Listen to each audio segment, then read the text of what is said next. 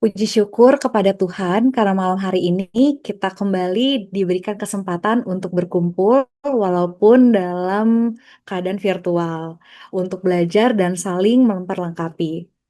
Teman-teman yang baru join, izin saya perkenalkan diri kembali ya. Saya Ruth Suyata Syagian.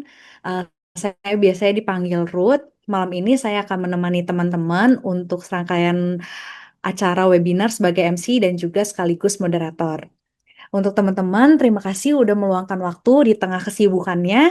Eh, Mungkin sebagian besar dari kita baru selesai jaga, atau mungkin lagi jaga, atau mungkin lagi praktik, atau lagi on call. Terima kasih untuk memilih tetap hadir di webinar pada malam hari ini.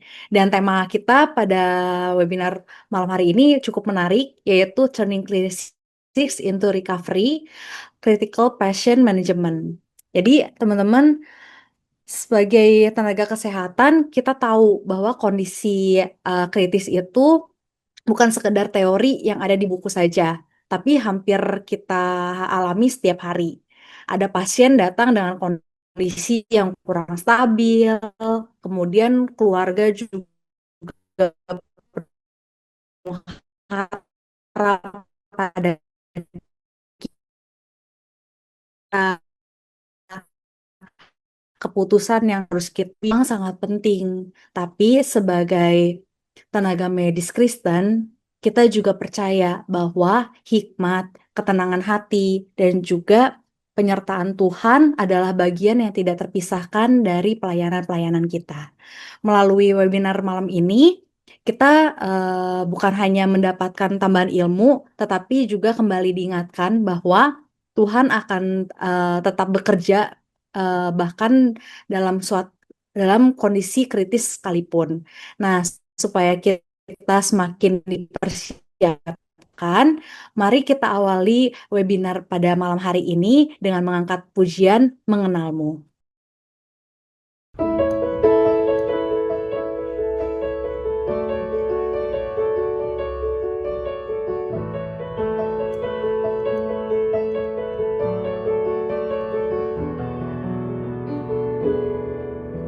Bila ku buka mataku dan lihat wajahmu, ku terkagum bila melihat hidupmu dan karya tanganmu. Ku tersanjung karena semua yang baik dalam hidupku itulah karyamu. Kau beri semangat yang baru dan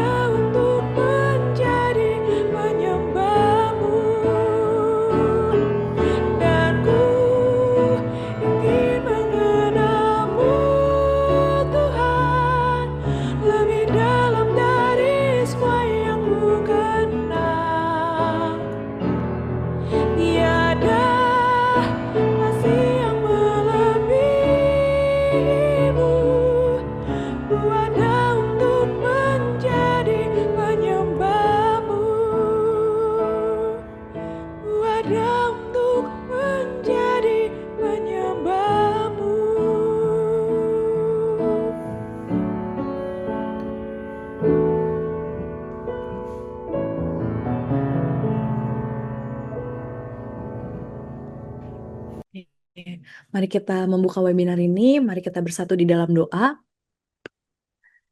Allah yang Maha Baik, Allah yang Maha Kuasa, terima kasih untuk kasih penyertaan-Mu hingga kami bisa berkumpul bersatu hati di Zoom ini untuk belajar sedikit mengenai firman-Mu dan juga sedikit mengenai praktik medis kami ya Tuhan.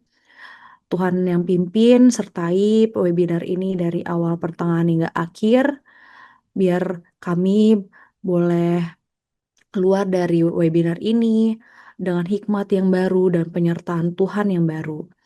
Boleh Tuhan juga yang berkati untuk teman-teman kami yang masih dalam perjalanan dan juga masih mau bergabung Tuhan dengan kami di webinar pada malam hari ini. Dan juga untuk teman-teman kami yang masih yang belum dapat hadir Bapak di webinar ini. Allah yang baik, ampuni setiap kesalahan dan dosa-dosa kami supaya kami layak dan berkenan di hadapan-Mu. Hanya di dalam nama anak-Mu Tuhan Yesus Kristus kami berdoa dan mengucap syukur. Haleluya. Amin.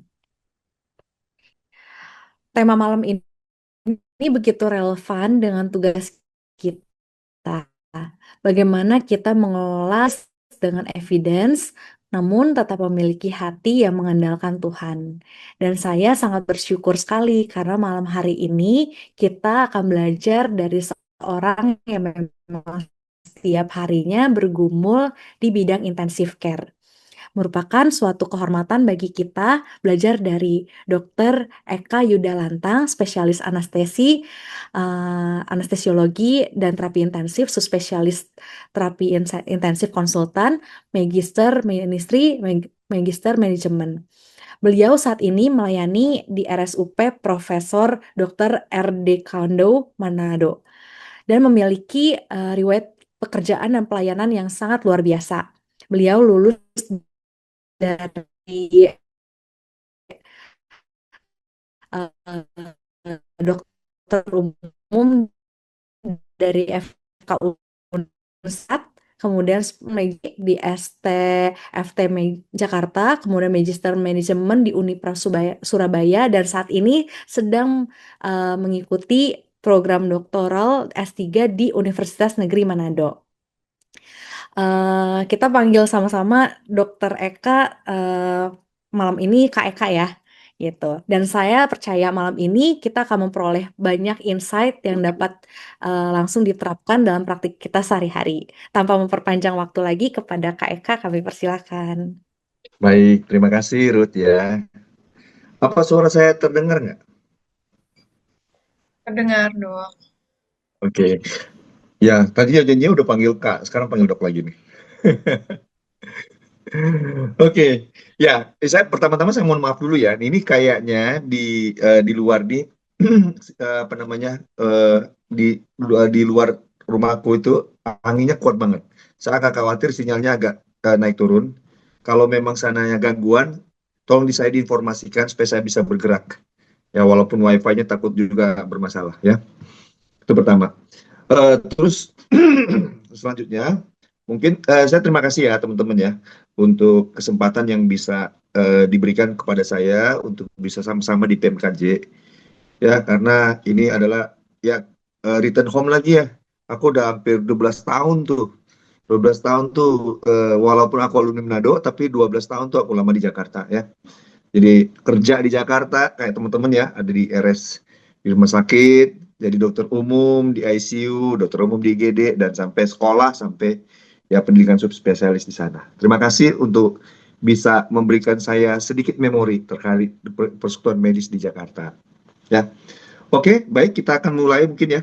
Apa slide-nya dibagikan dari sana atau dari sini? Nanti saya tinggal, dari sana aja. Oke, baik teman-teman. Saya diminta untuk sharing ya.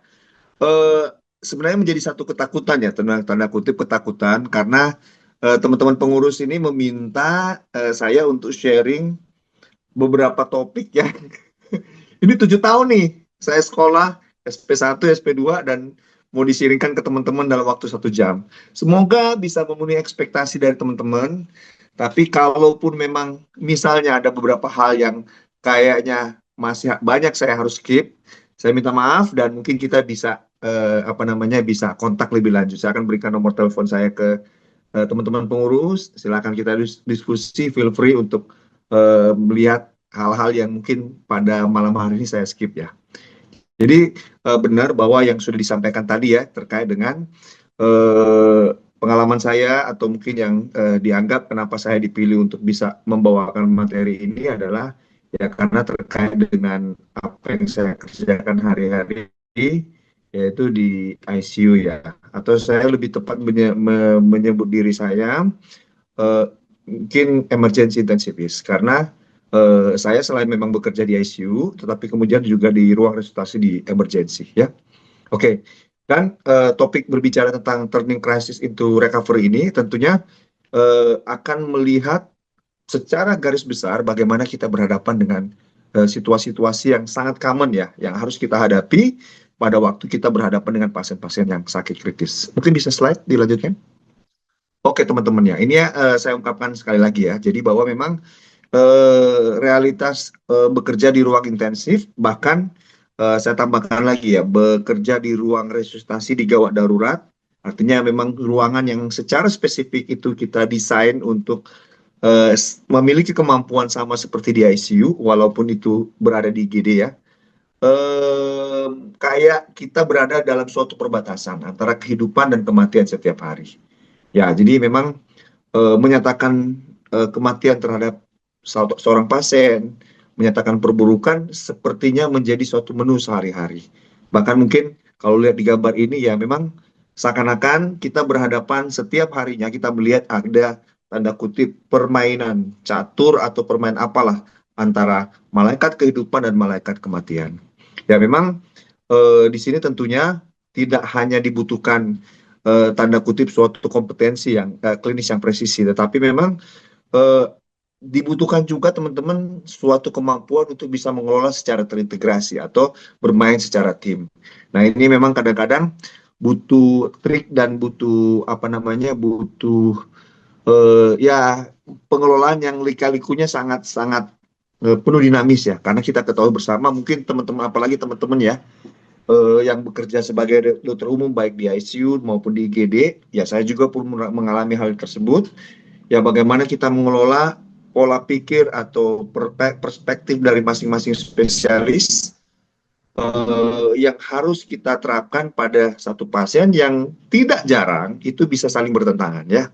Nah, tetapi jujur aja di ICU juga kita dilatih atau diingatkan penuh bahwa kita melihat the most frailty circumstances of the human. Jadi situasi yang kerapuhan manusia atau keringkihan manusia yang paling dalam yang bisa terjadi. Dalam pengalaman saya udah bisa melihat range-nya mulai dari bayi sampai usia muda, bahkan pelari yang tiba-tiba atau misalnya kena apa namanya kena heat stroke yang paginya masih lari, sorenya kemudian masuk di ventilator dan di CRRT, dicuci darah dan sebagainya itu terjadi. Dan sampai pada kelompok usia yang paling tua. Dan memang jujur dikatakan bahwa memang kalau kita bekerja dalam situasi kritis dan situasi yang sangat tanda kutip emergensi bisa dikatakan ya memang kemampuan untuk kita sendiri berpikir itu tidak akan pernah cukup sehingga semakin banyak kita bekerja di ruang atau di situasi kritis atau di suatu emergensi, maka sepatutnya atau memang pada akhirnya kita akan pada situasi apapun. Ini saya cuma menggambarkan sedikit ya bahwa apa sih penyakit kritis karena memang agak berbeda ya. Saya suka ngajarin koas-koas saya di tempat ini bahwa ada perbedaan yang cukup besar antara beberapa jenis spesialisme. Kalau mungkin teman-teman bekerja atau melihat spesialis penyakit dalam, spesialis bedah, spesialis anak, spesialis you name it. Memang merupakan suatu spesialis yang kemudian memang sangat berfokus pada populasi tertentu atau penyakit tertentu. Tetapi ada juga orang-orang yang bekerja di saat atau di dalam suatu periode kehidupan atau periode sakit tertentu lah misalnya ya. Jadi saya suka memberikan contoh misalnya pada suatu situasi family physician itu adalah bekerja di ranah primary care. Ada emergency medicine itu bekerja pada saat gawat darurat, anestesiologis bekerja pada di perioperatif, dan di intensif adalah seorang intensivis. Artinya, saya mau katakan bahwa yang kita hadapi sebagai seorang spesialis yang bekerja di satu periode tertentu itu adalah a large vast of variety. Jadi begitu banyak. Jadi artinya kita spesialis, tapi kita dituntut untuk mengetahui begitu banyak kondisi dari kelompok umur berbeda, dari jenis penyakit yang berbeda, tetapi memberikan simptom yang kurang lebih hampir sama. Nah, dalam hal ini, critically ill tentunya adalah suatu yang kita sebut dengan kondisi yang secara fisiologis mengancam atau tidak stabil. Sehingga apabila kita tidak mengelolanya dengan baik, akan menyebabkan kematian dalam hitungan menit ataupun hitungan jam. Nah, pertanyaannya hampir sama kan dengan situasi emergensi ya. Hampir sama juga seperti situasi yang ada di kamar operasi. Hampir sama juga di situasi di pra-hospital. Nah, jadi kelompok ini kurang lebih hampir sama ya. Kelompok daripada subspesialis yang bekerja, spesialis yang bekerja di tempat itu. Nah, suatu hal yang spesifik pada suatu penyakit atau pada pasien sakit kritis adalah kematian atau ancaman atau taruhannya itu adalah kematian gitu ya. Sehingga kita perlu tahu bahwa saat kita bekerja, resikonya adalah bukan masalah sembuh atau tidak sembuh, tapi kemudian meninggal atau tidak meninggal. Nah, dengan demikian, saat kita menilai atau kita berhadapan dengan pasien-pasien sakit kritis, sebenarnya paradigma yang ada sekarang itu adalah bagaimana kita harus mengenali secara dini. Dan kemudian pengenalan secara dini itu kita bisa lakukan measure atau lakukan penanganan atau intervensi secara khusus dan sebagainya. Sehingga dengan kata lain, kalau misalnya kita secara tradisional berhadapan dengan penyakit-penyakit tertentu, diagnosa, anamnesis, pemeriksaan fisik, pemeriksaan penunjang, kemudian pemeriksaan penunjang, dan kita menentukan diagnosa dan terapi. Tetapi kemudian pada saat kita berhadapan dengan situasi kritis atau sakit-sakit kritis, hanya 3 hal yang kita bermain: assess, diagnosis, manage. Artinya resusitasi. Assess, diagnosis, manage. Dan itu berulang-ulang kita lakukan. Itu mungkin cara bekerja yang secara umum kita dapatkan pada situasi-situasi emergensi. Next slide, please. Nah, ini teman-teman ya. Jadi ini adalah suatu perjalanan daripada suatu penyakit kritis. Nah, penyakit kritis itu akan muncul dimulai dari sesuatu situasi yang kita sebut dengan onset atau onset illness. Apa itu? Bisa shock, bisa infeksi, bisa trauma. Jadi kasus-kasus yang bisa bersifat medical, bisa sifatnya surgical atau ya trauma lah ya, bisa itu kemudian menyebabkan suatu situasi yang akan meliding satu pasien itu ke arah yang kita sebut at the end of the day adalah suatu penyakit kritis. Nah, teman-teman, yang suka kita lupa adalah pada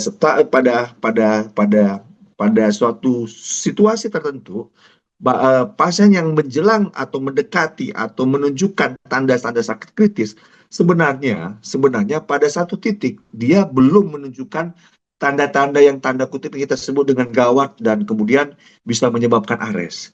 Tapi di awal-awal seorang pasien yang memiliki potensi untuk menjadi sakit kritis, dia menimbulkan atau memberikan gambaran suatu early sign dan symptom. Apa itu? Kadang-kadang tanda-tanda yang kita sering ignore pada pemeriksaan fisik biasa. Apa itu? Misalnya tahipnu, tahikardi, kadang-kadang slight hypertension, perubahan pH, laktat yang berubah. Ini kalau udah agak canggih dikit ya, laktat, leukosit, bahkan CRP ya.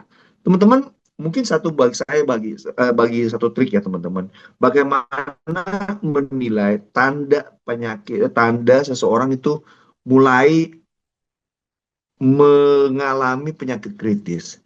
Bukan di tensi, bukan di nadi. Apa? Tahipnu. Ya, karena di scoring manapun dalam critical care itu, tahipnu di atas 22 untuk pasien dewasa ya. Saya nggak ngomong tentang pasien anak, itu ada pediatric intensivist atau pediatric atau neonatologis yang mungkin bisa menggambarkan. Tetapi tahipnu itu adalah hallmark dari pasien-pasien yang memiliki potensi menjadi kritis ya. Di atas 22. Ingat, itu golden rule-nya. Jadi kalau teman-teman berhadapan entah itu di ruangan, entah di gawat darurat, entah itu ya kalau di ICU udah obvious ya, udah ini ya. Misalnya di pra-hospital, pada saat pasien-pasien menunjukkan RR-nya di atas 22 kali per menit, pay attention more. Saya pribadi lebih takut melihat pasien tensi melihat RR-nya 25, 27 dibandingkan dengan tensi 100 per 70 misalnya. Itu hal yang ini. Nah, problemnya adalah dalam sekian waktu tertentu, pasiennya akan tetap menunjukkan kesannya pasiennya baik-baik saja. Karena memang pada fase itu, pasiennya menunjukkan suatu situasi yang kita sebut dengan masa kompensasi. Tujuannya apa? Mempreserve sebenarnya brain dan heart. Nah, jadi di situasi ini pasien akan kelihatan baik-baik saja. Nah, sampai kapan? Itu akan sangat bergantung. Pertama, umur. Kedua, severity of illness. Ketiga adalah pre-existing. Coba teman-teman, mungkin ada yang sudah mulai bekerja atau sudah masuk fakultas kedokteran pada waktu COVID kemarin. Kalau pada waktu COVID, misalnya ada seseorang yang mungkin sehat atau mungkin kita tahu tidak memiliki, ya tiba-tiba meninggal, pertanyaan apa? Oh, usia enggak, masih muda apa enggak gitu. Dia memiliki komorbid apa tidak? Dan kemudian dia menggunakan masker apa tidak? Dalam hal ini kan severity of illness atau virulensi.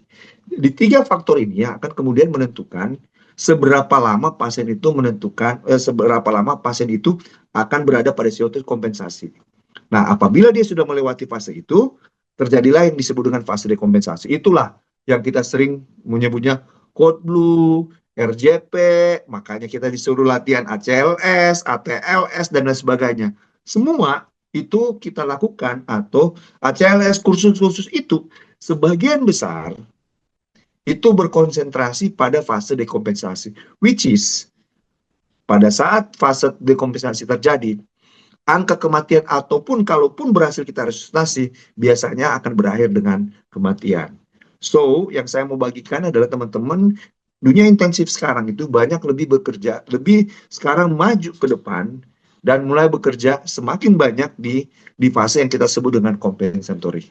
Nah, ini yang kemudian akan mengubah, misalnya kalau teman-teman nanti mungkin attach dengan dengan di ICU dan sebagainya, itu kemudian akan melihat banyak sekarang pedoman-pedoman atau guideline-guideline yang kemudian akan berbicara tentang early.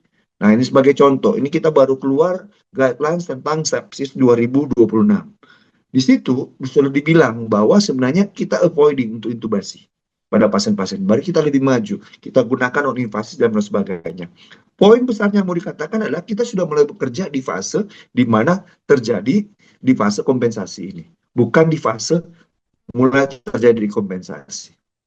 Ada yang kita sebut dengan early warning system. Teman-teman yang bekerja di rumah sakit, EWS kan tuh pasti ditanya tuh pada waktu melakukan akreditasi.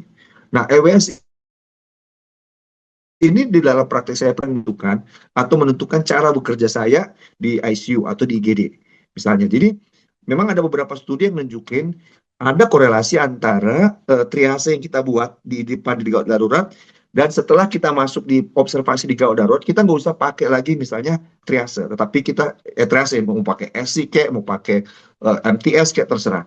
Tapi setelah pemantauan kita di gawat darurat, kita melakukan atau memberikan penilaian dengan EWS. Nah, itu akan jauh lebih baik sehingga kita bisa mengerja dan intervensi. Nah, nanti kalau teman-teman belajar di sistem EWS, di situ ada jenis intervensi yang kita anjurkan. Nah, mungkin kalau misalnya teman-teman belajar di akreditasi atau belajar di akreditasi atau ada workshop tertentu, di situ akan diajarkan pada EWS berapa. Pada misalnya EWS 3 apa yang harus kita lakukan? Frekuensi monitoring berapa yang kita lakukan? Nah, itu. Jadi paradigma yang kedua yang saya mau tawarkan ke teman-teman, let's berpikir sesuatu yang lebih early pada fase dekompensasi. Nah, EWS itu merupakan suatu sistem yang kita pakai sebagai seorang intensivis, bisa digunakan di gawat darurat, bisa kita gunakan di ICU, bahkan kita bisa gunakan di ruang perawatan biasa. Itu paradigma kedua. Next. Slide please. Bagaimana tentang prinsipal di critical care sendiri ya. Jadi sebenarnya pada saat kita bermain di fase kritikal, sebenarnya yang kita lakukan itu adalah melakukan assessment untuk melakukan initial resusitasi. Kemudian apa yang kita bisa lakukan adalah Selanjutnya adalah bagaimana kita memikirkan apa kualitas atau intensitas support yang harus kita berikan pada pasien ini. Perlukah misalnya kita tambahkan pemberian cairan? Perlukah kita memberikan support oksigenasi yang baik? Perlukah kita memberikan misalnya pemberian vasopresor dan lain sebagainya?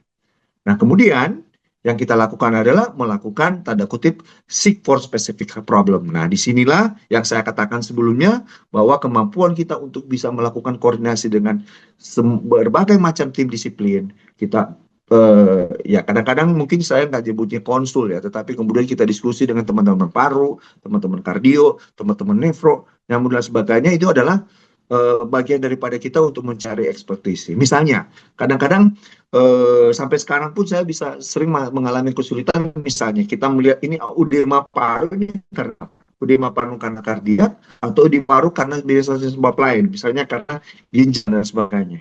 Nah, kita memang harus berhati-hati. Teman-teman pasti suka ngalamin tuh di kondisi di gawat darurat. Kita belum bisa menentukan, apalagi teman-teman kerja di rumah sakit yang memiliki fasilitas nggak punya BNP ya. BNP itu adalah salah satu enzim yang kita kerjakan untuk rule out atau sebenarnya mengeksklusif bahwa apakah gagal jantung itu edema paru itu disebabkan oleh kardiak atau non kardiak. Kalau BNP-nya positif, kita takut itu kardiak, sehingga terapi atau manuver atau perasaan lah dari kardio yang kita kerjakan. Tetapi kalau memang tidak, kita pikirkan yang bukan.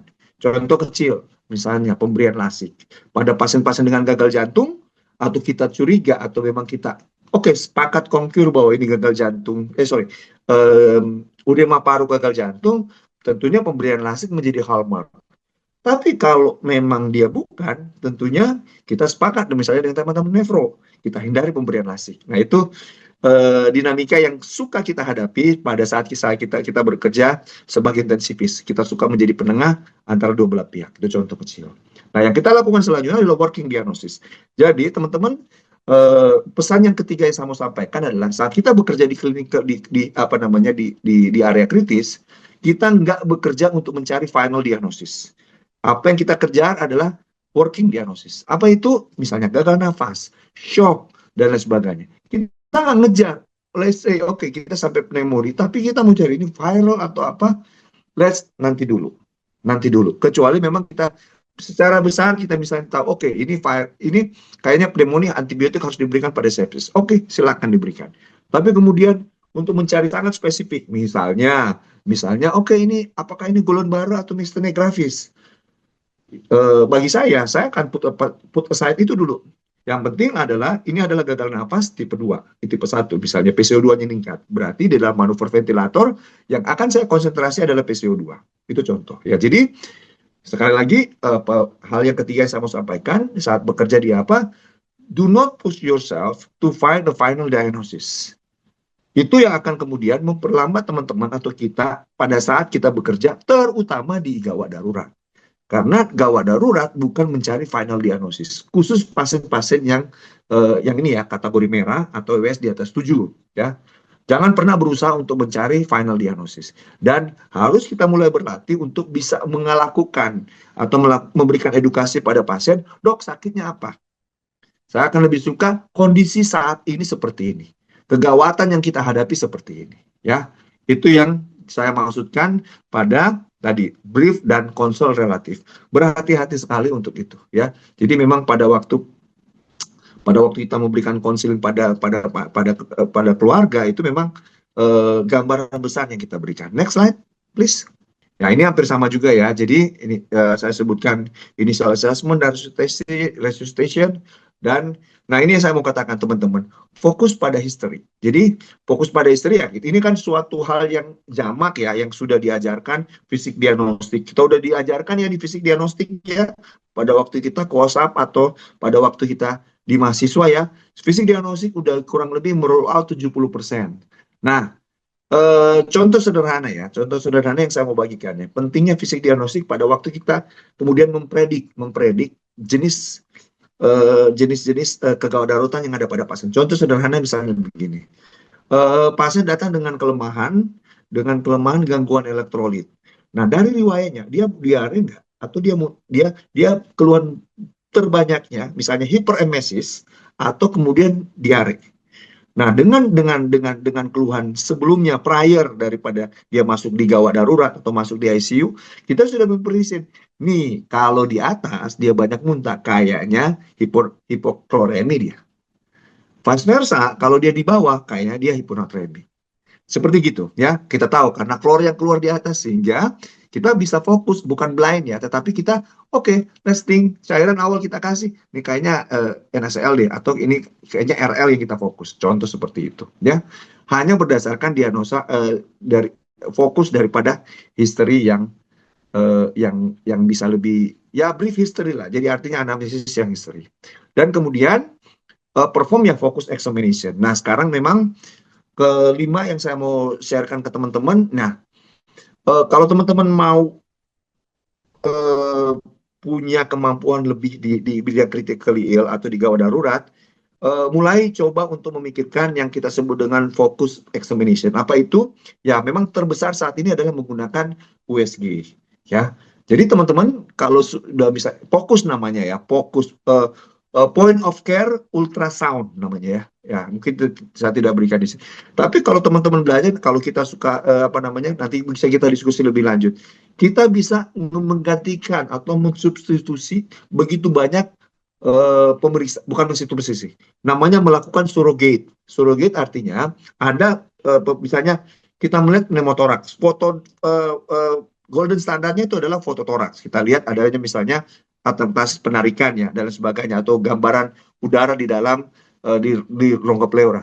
Tetapi dengan fokus yang kita kerjakan saat itu, kita bisa melakukan secara cepat, murah, dan kemudian tanpa tanda kutip membuat pasien itu jauh lebih lama menunggu atau bahkan meresikokan satu pasien misalnya kita fototoraks dan sebagainya. Jadi perform to the focus examination. Fokus yang saat ini salah satu yang kita lagi trendingnya lah di emergency medicine maupun di critical. Dan fokus pada basic investigation. Jadi seperti yang saya bilang tadi, tujuan kita adalah mencari working diagnosis. Working diagnosis. Jadi kita jangan sampai dibebankan pada hal-hal yang sifatnya mencari final diagnosis. Nah, selanjutnya yang perlu kita ketahui bahwa you have to recognize ada several population of the patient, beberapa kelompok dari pasien itu yang kemudian yang kita sebut dengan at risk. Ya, artinya apa? Kadang-kadang penampilannya atau appearance-nya fine-fine aja, baik-baik saja, tetapi kemudian begitu kita impact atau bahkan pada saat kita melakukan intervensi kita, misalnya resusitasi cairan, dia akan memiliki respon yang sangat exaggerated. Artinya gini, contoh ya, pasien elderly, imunokompromis maupun politrauma. Misalnya, kita dapat instruksi, oke, ini ada pasien dengan dehidrasi, kita kasih ya 30 cc per kilo. Jangan diberikan langsung 30 cc per kilo gitu. Karena begitu di misalnya 30 cc per kilo, misalnya dia ya 400 500. Pada cairan di 200-an, pasiennya udah overload. Contoh ya. Atau pada politrauma sebaliknya. Sama. Nggak boleh, jangan kita berikan misalnya 30 cc per kilo langsung gitu. Karena pada kelompok-kelompok at risk seperti kayak gini, kita nggak punya tidak bisa diformulasikan pasiennya. Misalnya diberikan 500 berat sekaligus guyur, nggak bisa gitu ya. Nah itu. Nah sehingga loh kok pasiennya udah paru gitu. Ini artinya kita gagal atau fail to recognize the patient at risk. Sama kan sebenarnya secara umum kita udah diajarin juga pasien anak hati-hati, pasien anak itu bukan miniatur orang dewasa. Ya kurang lebih seperti itulah. Next slide. Nah ini ya, ini yang saya bilang tadi ya. Jadi memang pada akhirnya menjadi pola kerja kita itu adalah initial assessment, manajemen awal, resusitasi, kemudian berikan vasopresor, intubasi, pasang ventilator dan sebagainya, monitoring dan investigasi. Ini adalah suatu proses yang berulang. Next slide please. Nah teman-teman, saya harus skip yang pertama dulu ya. Saya akan coba mengenalkan satu hal yang sering kita hadapi pada saat kita berhadapan dengan pasien-pasien sakit kritis. Apa itu analisis gas darah? Saya bercoba untuk bisa memberikan suatu gambaran yang secara quick, tetapi saya mohon maaf kalau memang saya agak terlalu cepat di sini teman-teman ya. Jadi gini, teman-teman, apa maksud sih sebenarnya kita melakukan pemeriksaan analisis gas darah? Nah, pemeriksaan analisis gas darah memiliki 4 tujuan sebenarnya. Satu, kita melakukan evaluasi oksigenasi. Jadi di sini adalah kita melihat apakah paru bisa melakukan oksigenasi dengan baik. Nah, hallmark yang kita hadapi di sini adalah PF ratio, ya. Jadi nanti di AGD kita akan lihat eh, apa namanya berapa berapa fraksi yang kita berikan, berfraksi oksigen apa sorry berapa eh, tekanan PO2 yang ada di dapil KIGD dibandingkan dengan fraksi oksigen yang kita berikan. Karena itu akan menentukan apakah pasien itu akan mengalami atau kita diagnosis sebagai gagal nafas, ya ARDS atau bukan. Ya, gagal nafas lah secara umum. Dan teman-teman yang bekerja di gawat darurat di GD, nah ini adalah satu klaim yang terbesar kalau di BPJS ya. Syaratnya mesti AGD. Nah, makanya AGD yang diambil ya itu oksigenasi. Tapi kemudian yang kedua, kita harus mencari yang kita sebut dengan status ventilasi. Kadar CO2. Kalau CO2-nya di bawah 35, berarti terjadi hiperventilasi. Tadi napasnya cepat. Any cost apapun itu. Bisa karena nyeri, bisa karena trauma, bisa karena pneumonia, bisa karena apa namanya, bisa karena gangguan apa namanya gangguan otak ya, misalnya pada CVD dan sebagainya, pada fase-fase awal akan menyebabkan PCO2-nya turun. Kita bisa memprediksikan, oke, ada problem di situ. Tapi kalau dia lambat, misalnya pada keracunan opioid, intoksikasi opioid, penggunaan penggunaan obat-obat terlarang gitu ya, atau stroke pada fase akhir, itu sudah terjadi peningkatan CO2. Nah, dari situ kita bisa lihat status ventilasinya. Nanti at the end apa namanya gangguan atau evaluasi ventilasi itu yang akan kemudian menentukan apakah nanti pasien ini kita akan masuk pada misalnya oke, kita mau pakai HFNC, mau pakai NIV atau mungkin kita bisa intubasi. Nah, kemudian selanjutnya adalah analisis asam basah ya. Nah, asam basah yang mungkin secara normatif kita sudah belajar dari waktu kita kuliah. Nah, terakhir itu adalah kita melakukan evaluasi perfusi jaringan. Nah, dalam hal ini adalah kadar laktat. Nah, kadar laktat ini adalah suatu parameter yang kita pakai untuk mengukur apakah resusitasi kita berjalan atau tidak, atau resusitasi kita berhasil apa tidak, atau kapan kita melakukan resusitasi. Jadi ingat, saat kita melihat AGD, jangan pikir asidosis atau alkalosis doang. Karena bagi saya, acidosis alkalosis, kalaupun kita pakai yang namanya Henderson-Hasselbalch yang dibawa, kita nggak tahu, we have no clue what should we treat the patient with this kind of data. Kalau cuma pakai Henderson-Hasselbalch. Ya, makanya di bawah saya sebutkan, kalau secara spesifik kita ngomongin, teman-teman belajar nih. Boleh kita pakai yang selama ini kita belajar tentang Henderson-Hasselbalch ya. Jadi kalau pH-nya naik, berarti itu alkalosis, pH-nya turun itu acidosis. Kalau misalnya RR-nya turun, itu kalau HCO3-nya turun berarti itu metaboliknya. That's good, that's fine. Tetapi kemudian at the end of the day kita cuma tahu ini ada acidosis atau alkalosis.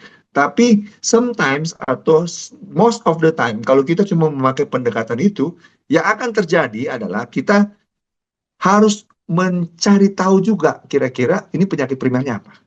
Nah, itu agak sulit. Makanya, sebagai intensivis, nah ini, clue yang keenam saya mau katakan, mulai belajar atau pelan-pelan belajar, kalau mau lihat AGD, belajar dengan menggunakan metode yang kita sebut dengan Stewart. Saya akan singgung sedikit, tapi tidak banyak ya. Next slide. Ya, nah ini tadi ya, akut respiratory. Nah, ini akan menentukan status oksigenasi. Jadi PaO2, FiO2. Ini ya, ini kita masih pakai yang kriteria Berlin yang mungkin agak lama. Kalau kriteria Berlin yang terakhir, itu menggunakan severe, mild to moderate, dan severe. Ada kriteria Berlin kita bisa pakai, atau kalau tidak ada AGD, kita bisa menggunakan pakai pulse oximetry. Namanya Kigali kriteria. Next. Nah, ini pendekatannya. Pendekatan tadi sudah bilang. Jadi kita mulai asam ini baru pemeriksaan fisik dan anamnesis, baru cek validasi. Nah, baru kita nanti ini, kalau Henderson-Salba ya, jadi kita tentukan setelah cek pH-nya, nyari kelainan primer. Baru nyari kompensasi. Ini kan yang diajar biasa ya. Nah, tapi saya mau tambahkan, untuk bisa membuat lebih spesifik, sekarang Henderson dan Silva kita sudah menambahkan dengan yang kita sebut dengan analisis gap atau menghitung anion gap dan menghitung gap rasio. Nanti kita lihat apa itu. Tapi mohon maaf, kita saya agak lebih cepat ya. Next. Nah, ini oke, lanjut. Ini Henderson dan Silva. Next. Ini konsentrasi pH ya, udah tahu ya. Kalau ini pH yang kita 7,3 sampai 7,4, di bawah itu kita anggap sebagai acidosis, di atas itu sebagai alkalosis. Ya, next slide. Nah, ini kita hitung ini ya, primary disordernya apa, secondary disordernya apa. Ini ya. Next. Saya cepat ya. Dan kemudian kita mencari kompensasinya.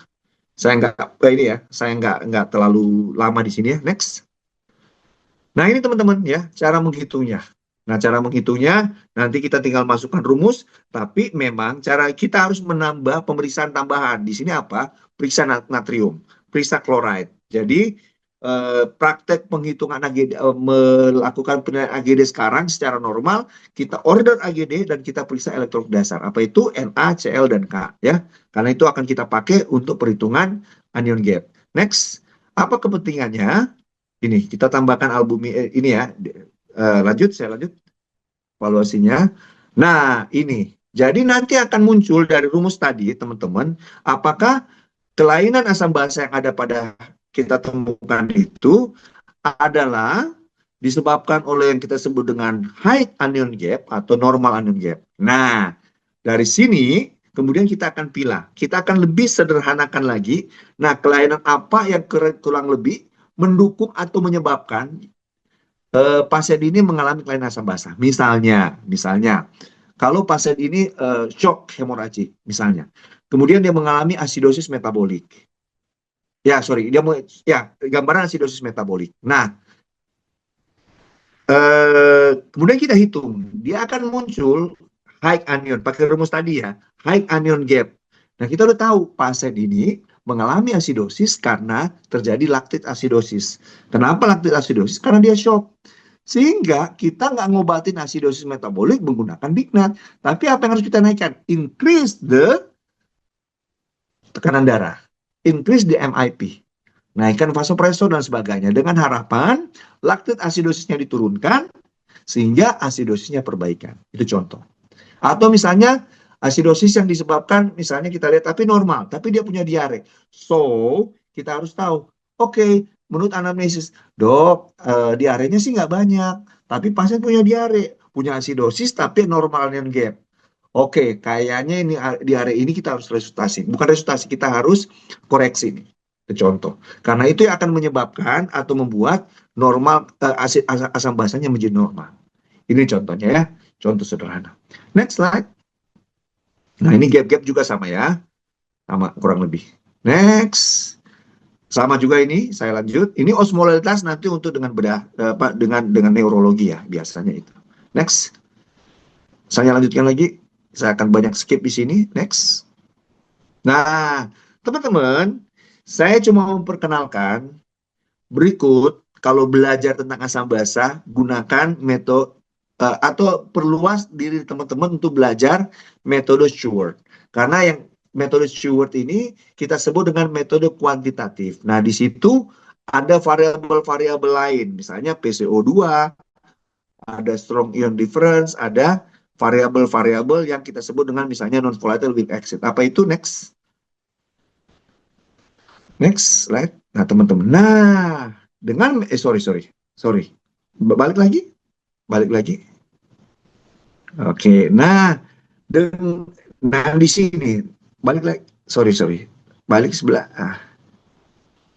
Sebelah. Nah, teman-teman, ya itu agak ini ya. Sorry. Nah, di sini kalau kita sebut acidosis alkalosis, kita nggak lihat pH-nya. Tapi kita lihat kalau SID-nya turun, SID-nya naik, berarti alkalosis. Itu contoh sederhana. Ini kita lihat tuh, SID-nya naik. Nah, ini teman-teman butuh ini ya. Kita agak panjang nih kuliahnya ya. Kami status master nih belajar ini steward. Tapi kita pelan-pelan. Silahkan teman-teman bisa lihat di YouTube dan sebagainya. Next slide. Nah, ini simplify. Jadi semua kita nanti tinggal masukkan dalam rumus, teman-teman. Jadi kalau kita udah konsepnya, kita dari AGD kita tinggal masuk rumus keluar. Ini apa? Rekomendasi kira-kira kita koreksi pakai apa. Nah, itu. Jadi sekarang sangat tren, sebenarnya bukan sekarang. Ini 10 tahun lalu, tapi kemudian sudah semakin lama semakin populer. Steward ya. Ini yang mungkin hal ketujuh ya yang saya mau bagikan. Next. Sekarang kita berpindah nih sedikit tentang cairan ya. Saya tolong dikasih tahu ya kira-kira. Oke, terapi cairan. Ada banyak yang mungkin kita perlu pelajari ya, tetapi saya mau ngasih tren yang ada di dunia critical sekarang terkait dengan cairan. Ini adalah teman-teman klasifikasi dari terapi cairan. Jadi saat kita berbicara terapi cairan, kita juga berbicara tentang produk darah dan cairan intravena non darah. Nah, untuk produk darah saat ini ada yang namanya yang dikeluarkan WHO yang disebut dengan PBM, Patient Blood Management. Nah, di situ, jadi di dalam Patient Blood Management itu dibagi pada kelompok-kelompok tertentu. Misalnya, kelompok obstetrik, kelompok pediatrik, kelompok critically ill, kelompok trauma, kelompok gagal ginjal dan sebagainya. Sehingga pengelolaan misalnya melakukan transfusi dan sebagainya, itu sudah berdasarkan kelompok-kelompok itu. Silakan buka yang disebut dengan PBM. Ya. Selanjutnya, kalau terapi cairan non tentang kristaloid dan koloid. Nah, teman-teman, isu yang terbaru sekarang yang sering masih tetap jadi kontroversial, mana yang paling baik, kristaloid atau koloid ya. Hati-hati untuk memilih, dan saya menganjurkan praktek terakhir sekarang kalau menggunakan koloid, pilih yang sebelah kiri, teman-teman. Yang proteinoid. Dan sekarang kita sudah banyak menghindarkan yang golongan starch. Karena pada waktu kita melakukan resusitasi dengan golongan starch, resikonya itu adalah golongan ini membuat atau menyebabkan angka gagal ginjal yang tinggi. Itu message-nya. Next. Nah, teman-teman, ini adalah terapi untuk IV fluid terapi pada pasien-pasien yang dewasa. Nah, coba lihat, balik lagi, teman-teman. Jadi, secara umum, terapi cairan pada seorang pasien itu ada 4 ya. Jadi pertama itu adalah terapi untuk resusitasi, terapi untuk maintenance, terapi untuk replacement dan restribution, dan terakhir terapi nutrisi. Mungkin nutrisi kita agak putus asa, tapi teman-teman harus tahu. Jadi pada waktu memberikan terapi cairan, tujuannya apa nih? Resusitasi kah, maintenance kah, atau replacement? Next. Ini common practice yang kita bisa lakukan ya. Next slide, please. Nah, tujuan resusitasi adalah mengurangi volume defisit. Ini ini dosis yang kita berikan. Nah, teman-teman, sekarang pemberian ini satu hallmark ini message ke-8 yang saya berikan ya. Pemberian resusitasi saat ini sudah tidak lagi menggunakan yang kita sebut dengan parameter statik. Artinya apa? Kalau teman-teman sering mendapat instruksi, Dek, resusitasi cairan 4 cc per kilo dikasih 500 atau 1000 atau guyur 1500, nggak lagi. Tetapi yang sifatnya dynamic. Jadi dynamic artinya apa? Kita berikan secara titrasi.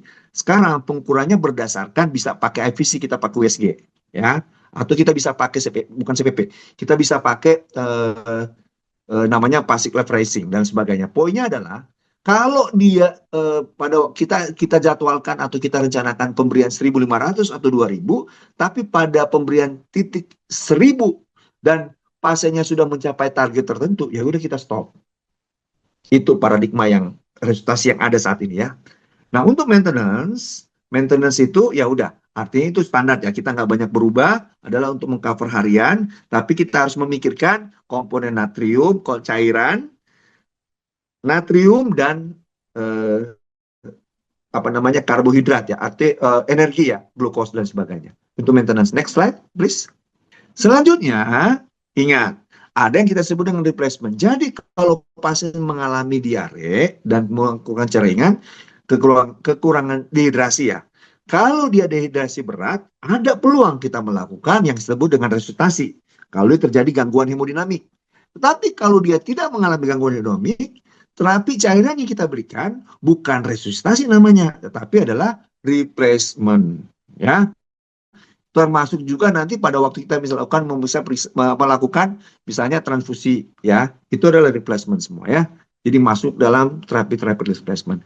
Sedang nutrisi ya sudah, nutrisi berfokus pada pemberian kalori dan trace mineral yang lain. Itu another thing ya, udah agak sedikit berbeda. Next slide please. Problem kita di ICU, kita berhadapan dengan pemberian cairan yang berlebihan, itu ya, pemberian cairan. Jadi pemberian maintenance-nya. Jadi artinya gini, paradigma di ICU sekarang itu ternyata cairan-cairan yang kita berikan di pra ICU, mau resusitasi kayak, mau maintenance kayak, mau apa, sering sangat berlebihan dan menyebabkan satu prediktor. Jadi artinya pasien-pasien memiliki satu lagi resiko untuk menjadi atau meningkatkan mortalitas. Apa itu? Balance cairan kumulatif. Jadi semakin tinggi cairan atau balance pada pasien, balance positif ya pada pasien, semakin tinggi angka kematiannya. Ya. Jadi jangan merasa senang kita melakukan resusitasi pada pasien di awal, masih pasien perdarahan, kita kasih 1.500, 2.500 dan pasiennya bertahan, tensinya bagus. Tapi di ICU, cairan yang kita berikan tadi justru akan menjadi prediktor kematiannya.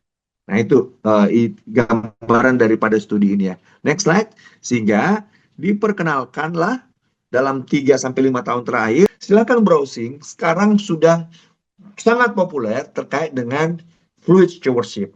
Apa fluid stewardship? Adalah prinsip pertama di fluid stewardship itu adalah kita harus memperlakukan cairan itu sebagai obat. Nggak aneh ya. Tetapi ada 4D yang kita perhitungkan di sini. Coba next slide. Jadi ini teman-teman nih, ini ada beberapa istilah dulu ya, beberapa istilah. Kalau sebelum, nah teman-teman yang sekarang, teman-teman harus tahu. Jadi kalau kita menghitung fluid balance sekarang, kita kan sering dilihat balance-nya berapa per 24 jam. Enggak, kita enggak lagi pakai. Nilai fluid balance harian itu tidak bisa dipakai sebagai penilaian cairan sekarang. Jadi yang kita hitung adalah namanya fluid akumulatif. Fluid balance artinya apa? Kalau misalnya pasien di hari perawatan 0, cairan yang kita berikan plus 1.000. Kemudian di hari kedua ada plus 1.000. Berarti yang kita pakai adalah plus 2.000 di hari kedua. Bukan per hari itu. Jadi kita melakukan koreksi by kumulatif, bukan per harian. Itu yang konsep yang ada sekarang ya. Nah sehingga nanti ini ada beberapa istilah. Saya lanjutkan dulu. Next slide teman-teman. Nah ini. Jadi fluid stewardship itu ada 4 pilar ya. Ada 4 pertanyaan, ada 4 indikasi, ada 4 fase, dan kemudian ada 4 dos yang kita berikan. Next slide, teman-teman. Nah, ini. Jadi sebelum kita memberikan cairan, kita harus pikirkan atau bertanya pada diri kita. Kapan saya melakukan pemberian atau men-start atau memulai suatu pemberian cairan? Tetapi ingat, selain itu, kita harus tahu bahwa kapan kita harus menghentikan. Jadi, kapan kita melakukan resusitasi cairan, dan kapan kita harus menghentikan. Tapi pertanyaan itu nggak boleh berhenti sampai di situ. Nah, sekarang kita di ICU, kapan kita harus mengeluarkan cairan itu? Dan kapan harus kita menghentikan pengeluaran cairan? Jadi, teman-teman, nanti kalau teman-teman bekerja di ICU modern sekarang, pikiran kita bukan hanya memberikan cairan, tapi kemudian kita mengeluarkan cairan entah itu dengan pharmacological dan dilakukan atau mechanical melalui hemodialisis. Jadi teman-teman akan kelihatan tuh sekarang tren. Loh, pasiennya kok nggak ada gagal ginjal, tapi kenapa dicuci darah, dilakukan CRRT? No, indikasinya bukan pada pasien itu mengalami peningkatan urea kreatinin, tapi kemudian karena mengalami peningkatan akumulatif fluid balance. Ini ya, jadi supaya teman-teman nggak bingung. Jadi sekarang kita trennya udah ke situ, karena cairan yang sangat meningkat atau cairan yang sangat akumulatif sangat tinggi akan menyebabkan mortalitas yang sangat tinggi. Itu yang sekarang kita lagi tren-trennya di dunia critical care. Lanjut. Silakan. Saya quick aja ya. Ini teman-teman bisa baca. Ini adalah pertimbangan kapan kita akan memulai terapi cairan. Selanjutnya, ini kemudian pertimbangan teman-teman harus melakukan cairan sebagai obat tadi ya. Jadi itu pertimbangan sebagai drug, ada dosisnya, lamanya, dan kemudian deskalasi. Artinya kapan mengeluarkan tuh cairan yang sudah kita berikan. Next. Nah, jadi ini. Jadi durationnya, ingat, sedapat mungkin teman-teman, kalau dia sudah bisa oral, cairan intravenanya dihentikan gitu. Jadi kalau udah bisa minum, kalau oralnya udah bisa, jangan lagi memakai even pun itu asnet atau maintenance gitu. Sekarang trennya ke arah situ ya, teman-teman. Next slide. Nah, ini adalah suatu fase yang kita sebut dengan ROS pada waktu. Jadi gini teman-teman, konsep ROS ini adalah gini. Pada waktu kita melakukan resusitasi pada pasien, kita harus ingat, kita memberikan cairan, misalnya 1.500, 2.000, 3.000 ya. Tetapi setelah pasiennya sesaat setelah pasiennya stabil atau optimas, jadi dari resusitasi kita optimaskan stabilisasi. Sekarang tugas kami di ICU itu adalah mengeluarkan cairan yang sudah kita berikan. Kita bisa berikan furosemid atau kita bisa berikan dengan menggunakan mechanical. Jadi bisa kita menggunakan CRRT atau bekerja sama dengan teman-teman nefro untuk melakukan cuci darah pasien. Tapi tujuannya bukan menurunkan ureum kreatinin, tapi mengeluarkan cairan yang sudah berlebihan. Ya, next. Oke, nah ini adalah slide terkait dengan inilah konsekuensi daripada kalau kita masih membiarkan cairan resusitasi kita tadi, kita tidak keluarkan. Ini dampaknya ya. Ini adalah semua komplikasi-komplikasi yang kita hadapi pada perawatan ICU yang lama. Next slide. Duration, saya lanjut aja. Next slide. Next slide. Oke, ini dari resusitasi tadi ya. Next slide. Kayaknya udah selesai nih. Next slide. Saya nggak akan lanjut ini. Next. Nah, tadi ya saya bilang ya. Jadi kita bisa berikan diuretik, bisa menggunakan apa tadi ya, mesin hemodialisis atau CRRT. Next. Nah ini stop, ada targetnya ya. Kita akan pindah ke next slide aja. Nah teman-teman, saya juga terakhir diminta untuk mencoba memperkenalkan teman-teman bagaimana sih melakukan settingan ventilator dasar. Saya berharap ini bisa nih ya. Teman-teman, apa tuh ventilasi mekanik ya? Jadi secara umum ventilasi mekanik atau menggunakan ventilator tentunya kita bertujuan adalah untuk memastikan proses ventilasi itu artinya secara normal adalah proses keluar masuknya udara, O2 dan CO2. Jadi dalam hal ini ada dua proses utama, ada inspirasi, ada ekspirasi. Tapi ini adalah proses yang fisiologis. Begitu kita pindahkan proses ini menjadi mechanized atau menggunakan mesin, kita menyebutkan dengan ventilasi mekanik. Itu prinsip dasarnya, oke? Next. Nah, teman-teman, apa sih indikasinya? Udah tahu ya. Indikasinya clear ya. Nanti ini mungkin teman-teman di GD, kapan? When we have to put the patient on ventilator atau intubasi. Nah, tentunya 3 indikasi ini ya. Jadi, pasien masuk di ventilator yang nantinya akan ke ICU, tentunya ada 3 indikasi besarnya. Teman-teman pasti udah tahu.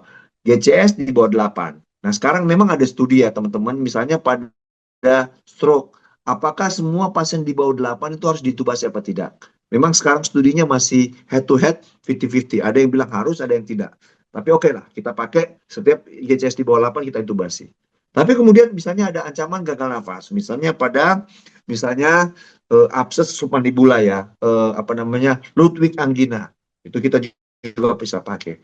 Atau penurunan kesadaran mendadak, turun lebih daripada 2 poin pada waktu kita melakukan observasi. Atau kejang yang berulang, misalnya pada status epileptikus.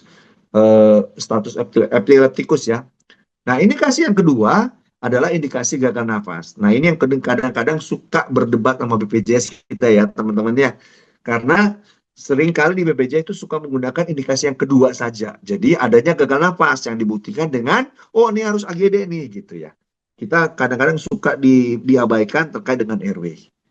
Nah, ini yang sering indikasi yang populer ya, RR di atas 40 atau saturasi di bawah 90 dan henti napas. Tapi jangan kita lupa juga ada indikasi yang selanjutnya terkait dengan apa? Circulation. Jadi setiap pasien yang henti jantung terjadinya shock apapun ya, karena terjadi peningkatan delivery, tujuannya kita adalah menyeimbangkan sehingga kita melakukan intubasi supaya tubuh secara maksimal melakukan kompensasi atau melakukan upaya-upaya untuk bisa menurunkan demand tapi men-increase supply. Tujuannya itu. Tujuan intubasi pada pasien-pasien yang memiliki gangguan pada sirkulasi. Dan terakhir, biasanya pada pasien-pasien yang operasi besar ya, atau perdarahan dalam hal ini kan sebenarnya perdarahannya. Jadi darah belum masuk kita intubasi, atau pasien yang di kamar operasi kita lanjutkan di ICU intubasinya. Tujuannya adalah memberikan kesempatan untuk bisa terjadi hemodilusi dan sebagainya. Hemokonsentrasi kembali ya, dari awalnya dilusi bisa kemudian dia hematokrit bisa berangsur-angsur normal. Itu kan tujuannya ya. Next slide. Oke, nah saya lanjut ya. Jadi bagaimana kita melakukan inisiasi? Ini prinsip dasarnya ya. Prinsip dasarnya teman-teman, next slide. Jadi kita harus menentukan berat badan dan tinggi badan pasien. Next. Tetapi teman-teman, ya di ICU kan ini suka ada timbangan nih. Jadi sebenarnya kalau kita melakukan inisiasi pada ventilator, berat badan yang dimaksudkan di ventilator itu bukan berat badan aktual, tapi berat badan yang kita sebut dengan predicted. Jadi yang paling penting yang dilakukan bukan menimbang berat badan. Walaupun nanti ada di ICU harus ditimbang, tetapi bukan itu yang utama. Yang kita pakai adalah PBW. Jadi teman-teman penting nih tadi ini menggunakan meteran, ngukur tinggi badan yang harus akurat. Which is kalau pasiennya tiduran atau dalam terbaring bisa dilakukan ya. Nah, sesudah itu apa yang kita lakukan? Next slide please. Hitung PBW ya. Kenapa? Karena ingat, aktual body weight itu biasanya ditentukan oleh lemak dan cairan. Sedangkan paru-parunya mau segede apapun badan seorang pasien, tetap tidal volume-nya sama, ukuran parunya sama, dan lain sebagainya. Dan itu sangat bergantung pada tinggi. Nah, sehingga menentukan yang misalnya dosis pada ventilator 6-10 cc per kilogram berat badan, bukan berat badan pasien yang aktual, tapi PBW. Cara ngitungnya udah tahu ya, sama kan menghitung berat badan ideal ya. Jadi ini adalah pria 50 tambah bla bla bla, teman-teman bisa baca, wanitanya sekian. Nah, hasil intinya yang kita sebut dengan PBW. Jadi ingat tuh, obat-obat juga pun sama nih. Ada yang pakai PBW, ada pakai ABW. Actual body weight dan atau PBW. Contoh, misalnya teman-teman mau pakai Propofol. Propofol PBW atau ABW? Jawabannya ABW. Kenapa? Karena Propofol itu larut dalam lemak. Sehingga total volume lemaknya harus dihitung juga. Atau teman-teman mau pakai misalnya pelumpu otot, misalnya Rocronium. Pakai mana? Pakai PBW gitu. Contoh gitu ya. Jadi bukan hanya ventilator aja yang menggunakan PBW, tapi ada banyak obat-obat yang di ICU kita harus memilih mana ABW, mana yang PBW ya. Itu konsep penting di ICU. Pesan ke-9. Next slide. Nah, ini contoh ya. Ini contoh kasus teman-teman bisa lihat. Oke. Jadi berat badan aktual sekali lagi tidak berpengaruh untuk ventilasi mekanik. Selanjutnya. Nah, ini adalah ventilator dasar. Jadi teman-teman, namanya ventilator itu adalah melakukan support. Prinsip sederhananya adalah kalau 100% mesinnya mengambil alih fungsi pasien, kita sebut dengan control ventilation.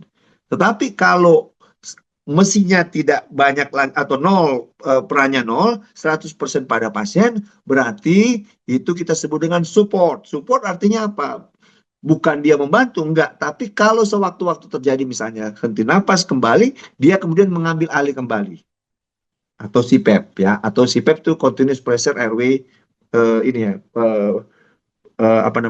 airway ya. Itu ya tanda kutip sama sekali pasien tidak. Nah, di tengah-tengah itu ada pemberian ada yang kita bagi, misalnya di porsi ada berapa persen mesin dibantu mesin, ada berapa persen di pasiennya sendiri yang bernapas, sehingga pemberiannya itu separuh-separuh. Nah, kalau di tengah namanya mode dasarnya kita sebut dengan CSI-IMV. Synchronized Intermittent Mandatory Ventilation. Nanti di situ bisa bentuk pressure, bisa bentuk volume ya. Jadi itu. Jadi nanti next slide please, teman-teman. Nah, ini kalau kita lihat kapasitas paru ya. Jadi nanti yang paling kita pada waktu kita melakukan setting out, begitu masuk ventilator, yang harus kita tentukan tadi PBW ya. Kemudian kita tentukan dosisnya. Apa dosis? Tidal volume.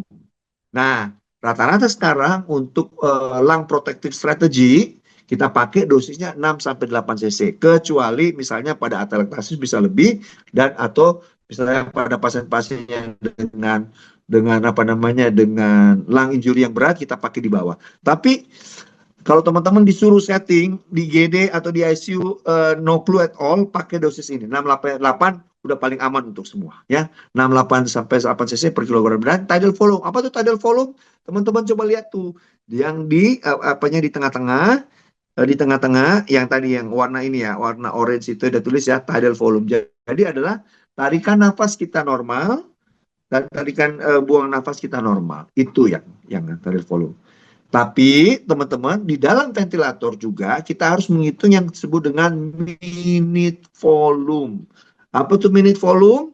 Adalah tidal volume dikali respirasi, RR. Ya. Nah, ini yang kemudian akan menjadi general rule di ventilator, dia akan memperhatikan minute volume pasien. Artinya apa teman-teman?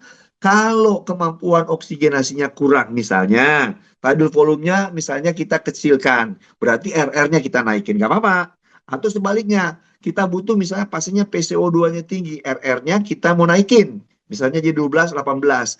Tapi ingat, tidal volumenya kita harus kecilin, karena kita harus menggaransi minute volumenya tidak lepas, tidak keluar dari nilai normalnya. Ya, ingat ya, jadi setting tidal volume berdasarkan PBW, setting RR-nya, dan setting minute volume-nya secara umum. Ya, otomatis kalau kita udah hit tidal volume dan udah hit RR, pasti minute volume-nya akan masuk dalam range yang kita inginkan. Oke, next step.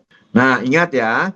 Nah, tapi kemudian kita ingat nih, pada pasien-pasien ini ingat, tadi sudah bilang ya, ventilasi itu ada proses inspirasi, ada proses ekspirasi. Nah, satu proses tarik nafas dan buang nafas kita sebut dengan cycle time. Jadi ada normalnya. Jadi pada detik di mana terjadinya inspirasi kita sebut dengan inspiratory time. Detik terjadi ekspirasi disebut dengan expiratory time. Normalnya adalah 1:2 atau 1:3. Ingat, kita tarik nafasnya 1 detik, keluarnya 2 sampai 3 detik. Itu normalnya. Itu disebut dengan IE ratio.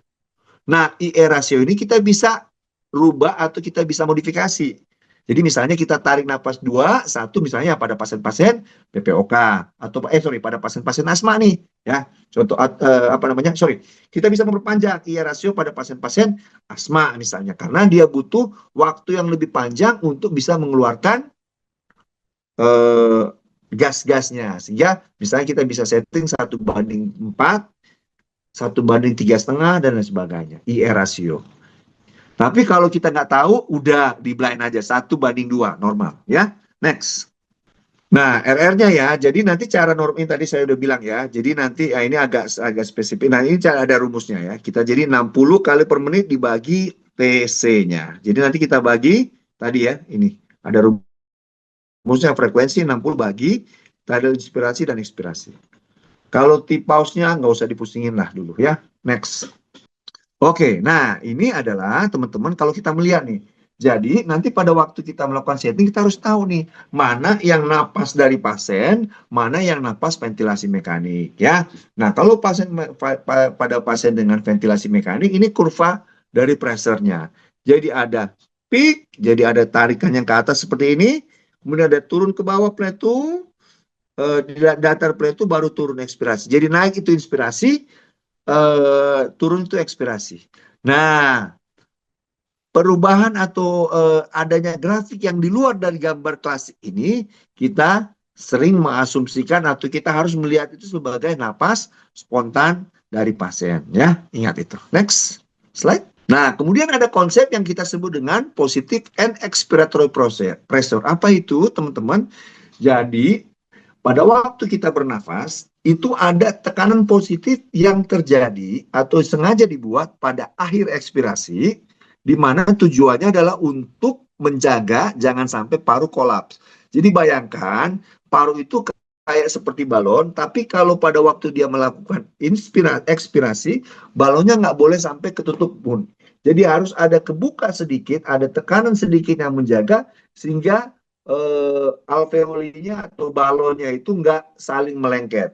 Ya bayangkan kalau misalnya melengket, ya pasti nggak bisa terbuka dengan baik. Artinya paru itu mengalami kolaps. Nah, PIP ini secara normal atau fisiologi itu dibentuk oleh pita suara, teman-teman.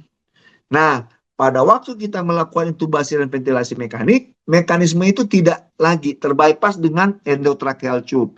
Sehingga kita harus meng-create PIP. Jadi kita harus menambahkan setting PIP-nya. Normalnya 5-6 atau sampai 7 bisa. 5 ya.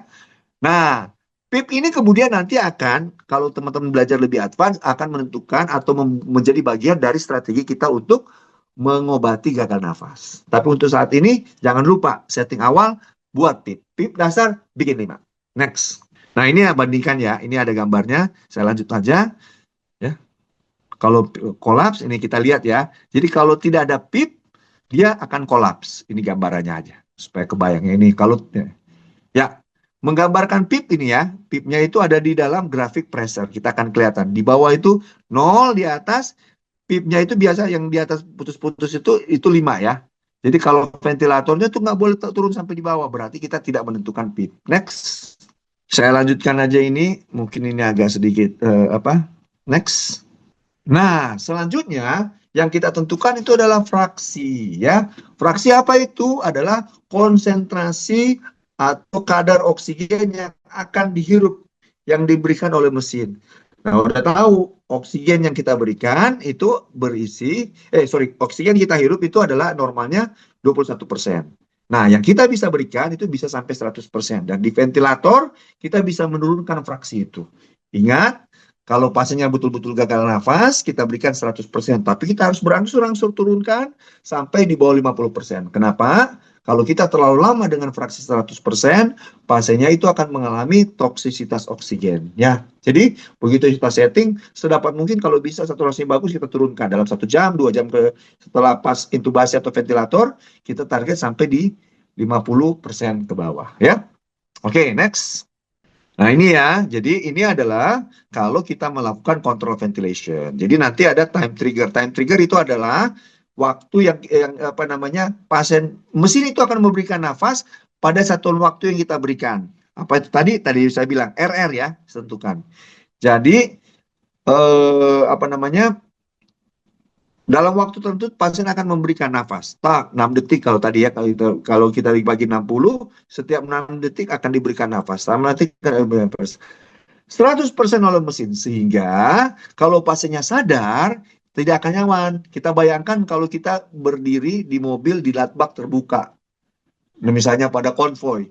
Jadi kita bayangkan angin yang masuk ke tubuh kita termasuk saluran pernafasan kita. Perasaan seperti itu kalau kita memberikan nafas pada pasien yang sadar. Sehingga kalau pasien-pasien yang membutuhkan 100% support dari ventilator harus diberikan sedasi dan atau relaksan. Ingat itu ya. Next slide. Nah ini ya.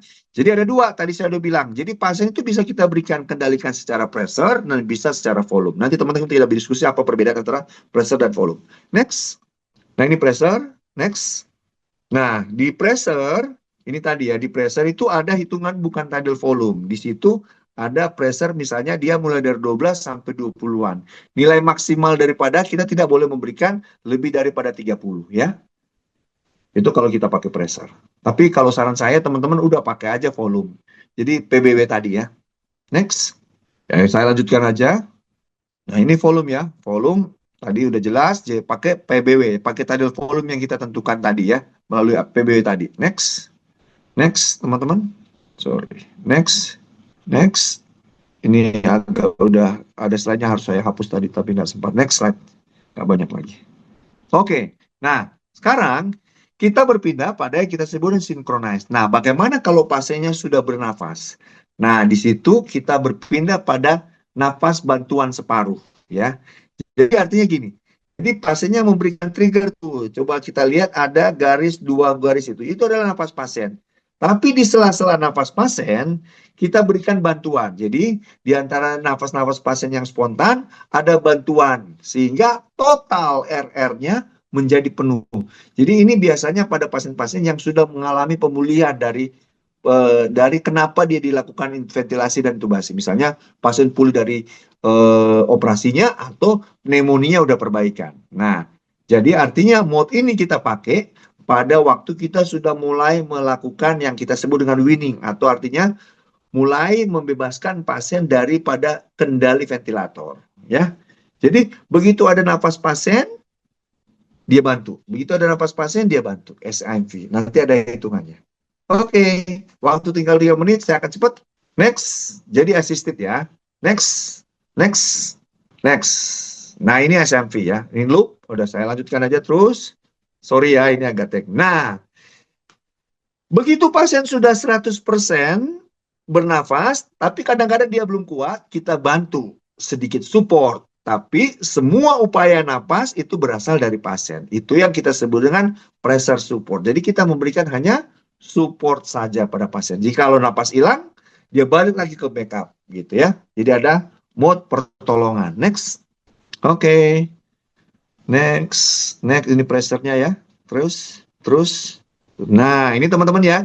Jadi teman-teman harus ingat, pada saat kita menggunakan ventilator, kita harus tahu bahwa kita juga memberikan atau memput the patient at risk. Jadi pada saat kita melakukan atau memberikan bantuan ventilator, kita harus tahu bahwa pasien itu memiliki resiko baik yang short term maupun yang long term. Ya, itu. Oke, next. Nah, jadi ingat ya teman-teman ya, kita memberikan ventilator pada pasien bukan berarti pasien tidak dilakukan imobilisasi. Dulu kita berpikir kalau pasiennya dilakukan ventilator terbaring seperti itu. Tetapi sekarang ICU modern sekarang itu pasien on ventilator kita sudah bisa mulai berlatih atau memberikan pasien-pasien kesempatan untuk bahkan bisa berjalan ya. Di ICU saya belum sampai seperti ini sih, tapi kita udah mulai pakai sepeda statis ya. Saya gambarnya saya enggak punya. Belum ada. Ya itu ya. Nah, ini take home message-nya teman-teman. Kita pindah selanjutnya. Next teman-teman. Oke. Nah, mungkin ini agak sedikit refleksi yang akan saya berikan ya teman-teman ya. Mengakhiri presentasi saya. Teman-teman, apapun tadi ya. Begitu banyak hal-hal yang mungkin saya sharingkan tadi. At the end of the day, bekerja di ICU itu, bekerja di ruang kritis, sakit kritis, bekerja di gawat darurat, kadang-kadang kita nggak bisa mengetahui apa yang harus kita kerjakan atau kita tidak bisa mengetahui semua. Ya, dan ingat, tempat-tempat seperti itu akan membuat kita semakin temper, bukan semakin temper, sangat mengundang atau memberikan resiko kita akan burnout, exhausted dan sebagainya. Atau dengan kata lain kita akan kehilangan sukacita. Dan satu hal yang mungkin harus kita ingat pada saat kita mengalami fase-fase seperti itu, ya ingat Kolose 3 ayat 23 ya. Apapun yang kita perbuat itu segenap hati untuk Tuhan dan bukan untuk manusia. Sehingga kita tidak menyenangkan direktur kita, tidak menyenangkan titipan direktur, kita tidak menyenangkan pasien kita, tetapi kita menyenangkan hati Tuhan. Next. Nah, ini saya mau sharing, ini ini foto tadi ya, saya pasang ini pekerjaan tadi pagi di ruang resusitasi di ICU di IGD kami, ya. This is my daily work itu, di ruang resusitasi bed. Next slide, saya mau katakan. Next. Nah, teman-teman, kita diundang di dalam profesi kita untuk menjadi saksi Kristus ya. Tentunya melalui kegiatan seperti ini kita diajak untuk mengingatkan kembali bahwa satu hal yang cukup penting adalah bagaimana kita harus bisa memberikan integritas ya. Jadi terkadang apalagi seperti saya itu di mana saya basicnya anestesi, bekerja di ruang kritikal, kadang-kadang kita nggak bisa banyak mengutip ayat, tetapi kemudian kadang-kadang saya melakukan refleksi bahwa kesaksian terkuat kita itu bukan pada kedisiplinan, bukan pada pengutipan ayat, tetapi how we work, we discipline, how to monitoring, dan kejujuran dari jam kerja kita ya. Nah itu tadi. Kedua ya, terkadang orang mau melihat kita bukan pada saat kita berbicara, tapi bagaimana kita melakukan empati pada pasien-pasien kita. Seringkali kita berhadapan bukan hanya dengan pasien, bukan pada pasiennya, tetapi dengan keluarga. Apa yang kita omongkan pada keluarga, cara kita berkomunikasi dengan keluarga, seringkali itu yang justru kemudian membuat titik awal dari pengobatan pada pasien ini bisa berjalan dengan baik. Tapi di sisi lain, interaksi kita dengan keluarga itu juga kemudian akan menjadi pintu masuk untuk kesaksian. Saya berkali-kali bertemu dengan ini, saya punya saat ini saya punya perawat dua orang bapak dengan istri dua. Ya, saya bisa melihat banyak rekonsiliasi yang bisa terjadi, permusuhan dari awal, dan kemudian lama-lama melalui family meeting saya bisa mempertemukan kedua, istri pertama, istri kedua, anak-anaknya bisa saling bertemu dan berdiskusi untuk pengobatan yang terbaik untuk bapak yang sementara dirawat. Dan saya bersyukur saya bisa melihat banyak sekali rekonsiliasi terjadi. Justru bukan di gereja, bukan di mana, tetapi di ICU ya. Dan selanjutnya yang mungkin saya mau sharing adalah di ICU saya memiliki banyak kesempatan untuk bisa melakukan pendampingan holistik. Justru kadang-kadang kalau dalam proses seperti selain itu saya nggak ngomong apa-apa. Yang saya bisa lakukan adalah raising the faith flag. Tapi kadang-kadang yang finish itu melakukan penyelesaian itu adalah saya ngundang ya pendeta, saya ngundang teman-teman yang dari Plan Koranen yang kemudian memberikan penguatan ya. Sehingga yang saya mau sharekan adalah bekerja di ICU benar-benar nih suatu pendekatan holistik multidisiplin itu benar-benar bisa main. Saya nggak tahu bagi teman-teman, tapi itu yang saya rasakan di ICU. Next. Tapi kita ingat juga di ICU juga tadi kita diajari bahwa kita itu sangat terbatas. Jadi tidak ada God syndrome di sini. Berbeda dengan di kamar operasi, saya ketemu banyak operator yang God syndrome. Tapi kalau di ICU memang kita benar-benar fragile.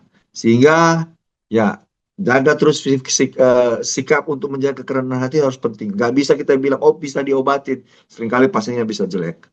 Dan ya tentunya doa merupakan suatu APD spiritual bagi kita ya, karena dengan tidak secara langsung kemarahan, kekecewaan semua dari keluarga pasien akan ditumpahkan pada kita. Sehingga teman-teman penting untuk bisa mempersiapkan hari kita pada saat kita berhadapan, sesibuk apapun kita, tentunya jangan lupakan saat teduh, persekutuan pribadi dengan Tuhan, karena itu adalah benteng kita untuk menghadapi kehektikan dan dunia kerja kita yang kaos sehari-hari di emergency dan di critical ill. Saya rasa itu bisa saya sampaikan. Mohon maaf agak kepanjangan. Tuhan Yesus memberkati kita semua. Terima kasih untuk Kak Eka, luar biasa sekali materinya, banyak hal yang ya tentang critical management pasien ini. Nggak hanya venti aja, tapi tentang cairan, kemudian dari proses-proses untuk kelebihan balance cairan dan lain sebagainya. Oke, untuk teman-teman, saat ini kita akan masuk ke dalam sesi tanya jawab. Untuk teman-teman yang mau bertanya, silahkan raise hand atau boleh tulis di kolom chat. Nanti saya akan pilih untuk pertanyaannya, atau mungkin kalau misalnya untuk teman-teman yang malu-malu bisa private chat ke saya. Dipersilahkan. Oke, Kak, ini ada pertanyaan dari anonim.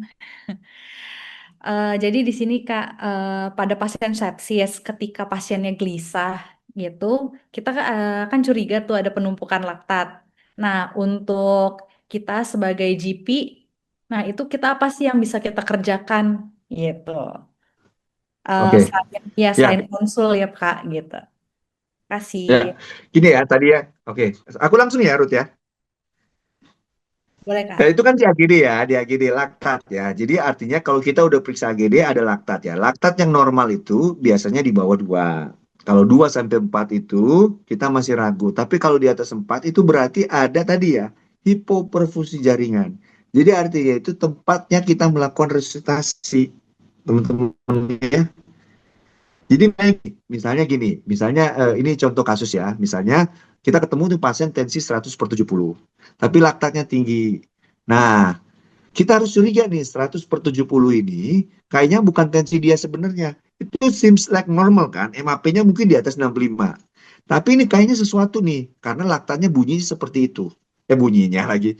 Nilainya seperti itu. Jadi kita harus pikir, ada hipoperfusi nggak di situ? Nah, jadi artinya yang kita bisa lakukan sederhana adalah kita bisa melakukan challenge test, passive leg racing atau challenge test. Nah, teman-teman gini ya, selama ini kan flow challenge dikasih 200, terus tensinya naik di atas ini baru itu oke, positif. Bukan begitu, Ferguson. Yang dikasih dengan flow challenge itu bukan begitu, mini ball. Jadi artinya sekarang kita harus menggunakan USG, ya. USG atau ada beberapa alat. Jadi jadi artinya kalau kita menemukan itu kita harus mencari tahu apakah ada tanda kutip hipoperfusi. Hipoperfusi kita start dari mana ya? Cairan. Nah, cairan, oke, kita bisa berikan nih, tambahkan cairan sedikit atau resusitasi sedikit. Tapi kalau sekarang nggak pakai mini football lagi, jadi mungkin, ayo oke lah, boleh lah. Kalau kita mau pakai, bisa kasih 200 sampai 300. Nah, kita cukup ini. Oke, kalau ada kenaikan tensi, kita pikirkan, oke, kayaknya itu. Sehingga kita beranggapan atau berasumsi nih, bukan berasumsi, harus kita educated guess-nya, kita harus naikin nih tensinya. Nah, kita akan berpikir, nanya lagi, Bapak, Ibu, biasanya di rumah tensinya berapa? Oh, Pak, Dok, sebenarnya saya ada hipertensi, misalnya, tensinya 130, 170, 150, kan? 150, tapi karena yang sekarang, saya nggak minum obat, tetapi cuma 100/70. Nah, ini kan pastinya shock, gitu. Ya, kita lakukan, pasang vasopresor. Monitoringnya apa, Pak? Lihat ada urin, ada urin apa enggak gitu. Jadi itu, jadi alarm. Jadi pada waktu kita nemuin nilai itu, dok, saya curiga nih kayaknya ini pasien ada shock. Pasien ada riwayat hipertensi, kayaknya dia cardiogenic shock, dok. Atau pasiennya dehidrasi, dok. Ini mungkin hypovolemic shock. Apa kita bisa nambah cairan nggak, dok? Gitu. Itu fungsi daripada nilai laktat. Atau kalau kita sudah melakukan resusitasi, misalnya kalau kita diberikan kemewahan ya, kemewahan, kita bisa periksa berkali-kali laktat, laktatnya dari 4. Dok, saya udah masang vasopresor nih, udah dikasih norepinefrin, tensinya udah 160, MAP-nya 65 lah, di atas 4-5 jam. Nah, dok, ini vasopresornya saya mau lanjutin apa enggak? Cek laktatnya. Kalau laktatnya turun, oke, resusitasi kita berhasil. Tapi kalau kita kita periksa lagi laktat, masih tetap misalnya 5 atau 6, berarti belum berhasil resusitasi. Dok, kita lanjutkan ya NE-nya karena laktatnya belum turun-turun nih gitu. Itu kepentingan laktat nih. Gitu. Itu sangat sangat bermakna banget tuh laktat tuh sekarang seperti itu. Jadi jangan lihat tensinya. Dok, tensinya udah sampai atas 65, belum tentu. Kalau laktatnya nggak turun-turun bisa jadi resusitasi kita belum dianggap berhasil. Itu kegunaan laktat sekarang. Ini ada lagi dok, ada lagi kak, kayak kak yang mau nanya. Jadi pada pasien PPOK sebenarnya ideal terapi oksigennya itu apa sih kak? Banyak yang pasien Oke. pakai penasal kanul atau harusnya nggak usah pakai penasal Got it. kanul gitu. Terus di Got it. skor Oke, LWS kan PPOK semakin ya. lama kan Jadi semakin tinggi kan tuh ya si ya, apa sih? Kalau SPO2 yang naik tuh PCO2. LWS malah ya jadi malah makin naik gitu kan. Ya, sudah. Oke, ini ya. Kalau pada PPOK gini, jadi kita harus berbicara tentang namanya ventilatory drive. Nah, teman-teman, ini agak sedikit konseptual ya. Nah, trigger kita bernafas, kalau kita orang normal, trigger kita bernafas itu adalah PCO2 yang tinggi, teman-teman. Jadi misalnya gini, coba bayangkan kalau kita nyelam, ya, kita masuk ke air, kemudian kapan sih kita megap-megap? Pada waktu kita menahan nafas, sekian lama waktunya, kemudian apa yang terjadi? Sebenarnya PCO2 kita naik. Sehingga kalau kita PCO2 kita naik, PCO2 kita naik, kita akan mencoba untuk narik nafas kan. Artinya, drive kita untuk bernafas itu akibat PCO2 yang tinggi. Anggap itu orang normal. Tapi ingat, pada pasien-pasien dengan PPOK, dia sudah secara kronis PCO2-nya tinggi. Ya iyalah, dia udah asma lama, lendirnya banyak, sehingga kalau di AGD PCO2-nya tinggi memang 50, 60, 70. Sehingga napas drive-nya itu bukan dari PCO2. Sudah pada oksigen yang rendah. Jadi PO2 yang rendah, dia napas karena oksigen yang rendah. Dia berpindah nih. Nah, celakanya kalau kita kasih oksigen tinggi, pasiennya tidak tertrigger. Jadi dia cenderung rendah. Dia cenderung rendah, drive-nya PCO2-nya jadi semakin tinggi. Pasiennya cenderung tambah ngantuk. Namanya CO2 narkose. Sehingga kalau pada pasien-pasien PPOK, kita punya target nih. Udahlah, jangan capai 100 saturasinya jangan sampai 100. Cukup 91, 88. Ya udah, patokannya pastinya sadar apa enggak? Gitu. Sehingga pertanyaannya, jadi kembali, Kak mau pakai nasal kanul, ya paling pilih pilih modalitas oksigen yang paling rendah yang membuat dia bisa bangun. Rata-rata nasal kanul. Berapa flow-nya? Ya paling rendah kalau bisa. Bapak bisa ngerasa nggak? Oke, rasa. Udah. Saat target saturasi nggak usah sampai 100. Sehingga makanya di panduan-panduan PPOK nyebutnya pemberian dengan nasal kanul 2 sampai 1 sampai 2 liter. Ada yang nyebut 3 liter. Itu landasan berpikirnya. Gitu. Oke, siap Kak. Eh, karena waktunya sudah eh, sudah selesai.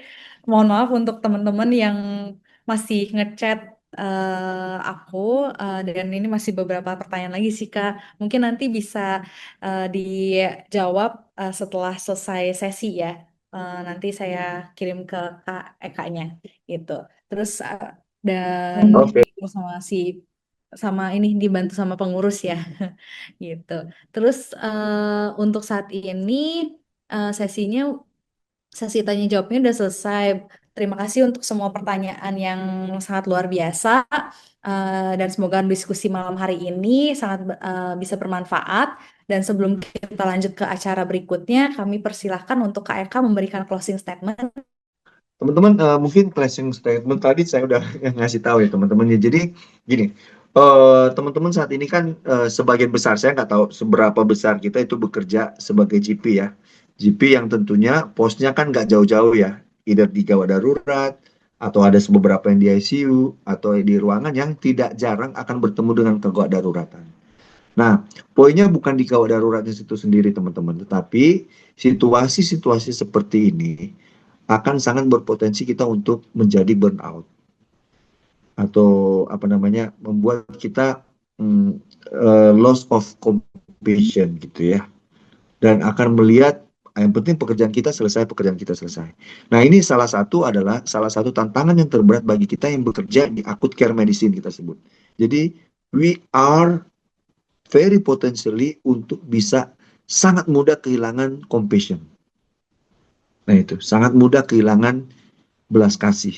Jadi kita akan melihat, yaudah yang penting kegawatnya selesai, ini just another case, just another case. Bahkan kadang-kadang kita melihat kematian, ya oke, just another death, just another death. Nah itu. Nah teman-teman,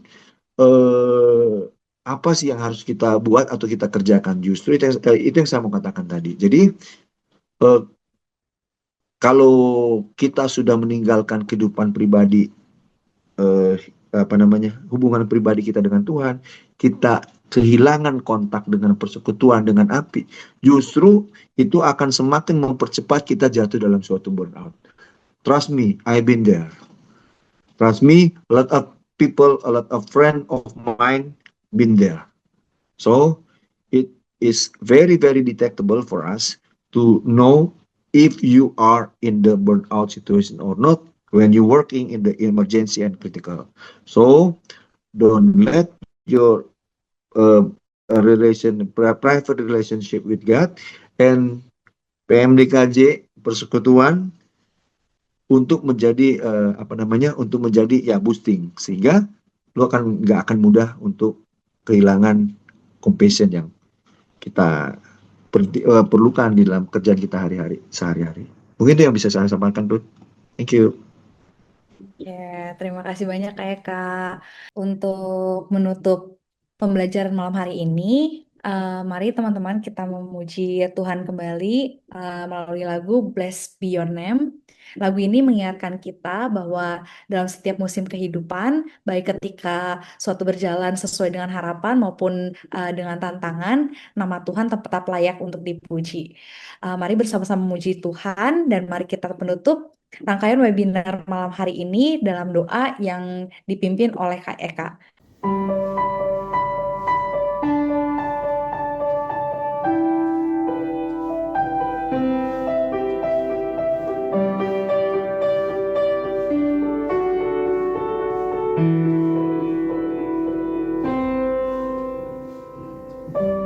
Blessed be your name in a land that is plentiful, where streams of abundance flow. Blessed be your name. Blessed be your name when I'm found in the desert place. Though I walk through the wilderness, blessed be your name. Every blessing you pour out, I turn back to praise. When the darkness closes in, Lord, still I will say, blessed be the name of the Lord. Blessed be your name. Blessed be the name of the Lord. Blessed be your glorious name.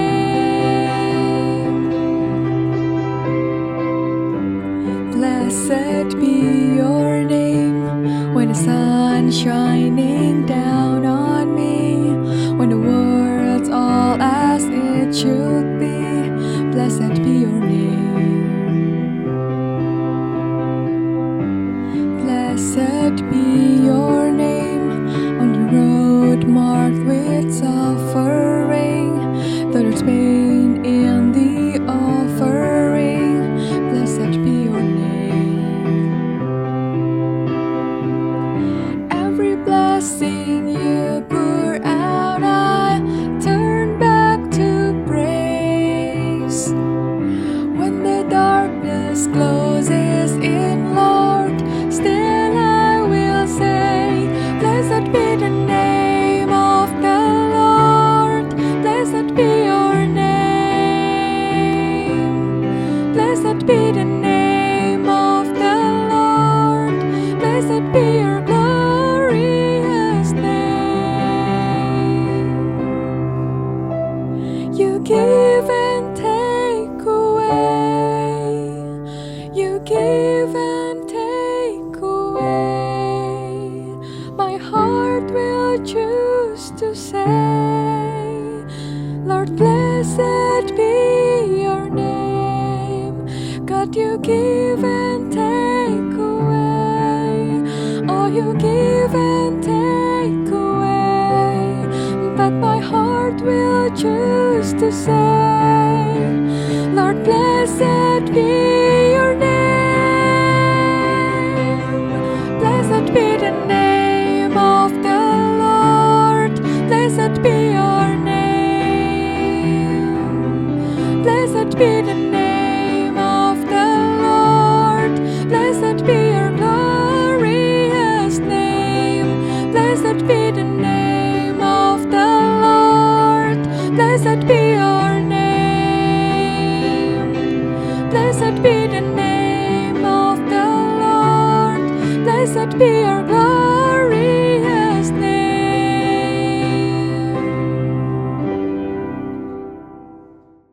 Teman-teman, mari kita berdoa. Bapa dalam kerajaan surga, kami sungguh bersyukur dan sungguh berterima kasih untuk kasih, penyertaan, kebaikan dan kemurahan yang Tuhan berikan dalam kehidupan kami, kehidupan pribadi kami, kehidupan pelayanan kami, dan setiap pekerjaan yang kami bisa lakukan sampai pada saat ini, Bapak. Bapak, terima kasih saat ini kami sudah bisa belajar bersama, melihat hal-hal yang mungkin kami bisa lakukan pada saat kami melakukan penanganan pasien kritis. Hamba-Mu menyadari, Bapak, mungkin Hamba-Mu men-sharekan ilmu yang ada saat ini, mungkin ada beberapa hal yang masih belum clear dan masih belum jelas, Tuhan.